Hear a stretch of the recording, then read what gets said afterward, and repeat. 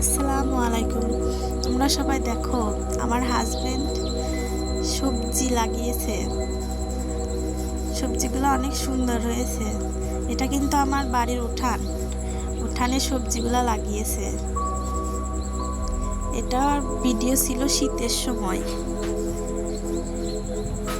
সবজিগুলো অনেক সুন্দর। লাল শাকগুলো বাড়ছে না, এই জন্য উঠিয়ে ফেলছে।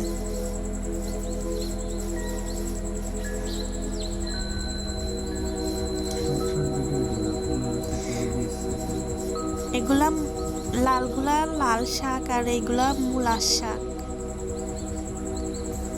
শাকগুলা কিন্তু খেতে অনেক মজার। তোমরা ওইভাবে বাসায় উঠানে চাষ করতে পারো।